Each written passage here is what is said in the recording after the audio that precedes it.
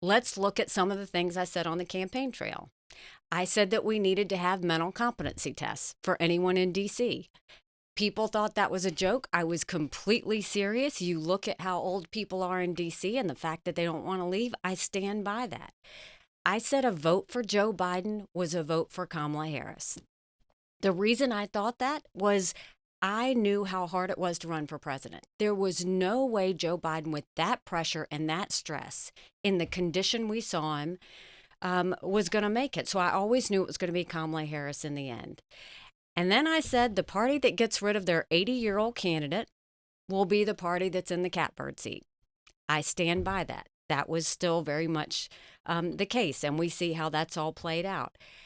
And I said a lot of things about Donald Trump, but I stand by everything I said, good and bad. I stand by all of it. I don't take anything back. I've always been a truth teller. I will continue to do that. So let's play the second clip because there's a lot of other things I've said that I think people have forgotten.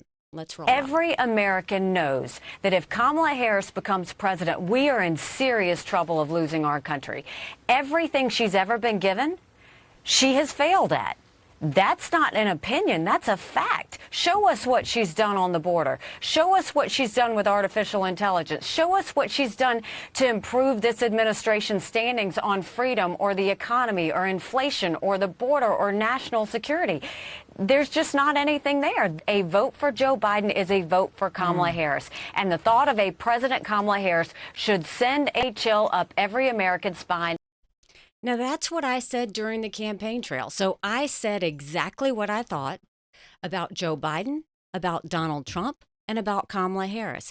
If I thought either one of those candidates were great, I wouldn't have run for office. So that is where we are. I don't take anything back. I stand by that. And so you're going to see me be honest on the show as well. But I think that it's also important to say that on this show, you're not going to hear me say glowing things about Donald Trump's personality.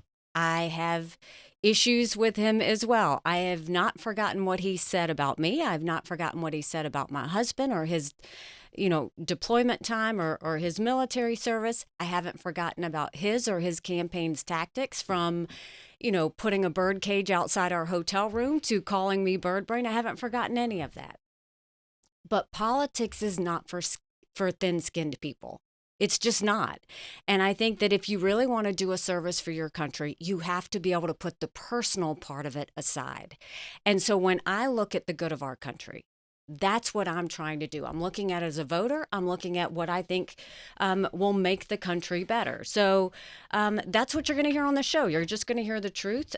Sometimes I'll think someone does something good. I'll say it. Sometimes I think they do something bad. I'll say that too. But I think the best way to serve your country is to not get personal, but focus on where we are with the economy, focus where we are with the border, focus on national security, focus on freedom and what it means for our country. And so that's what I hope that we will do.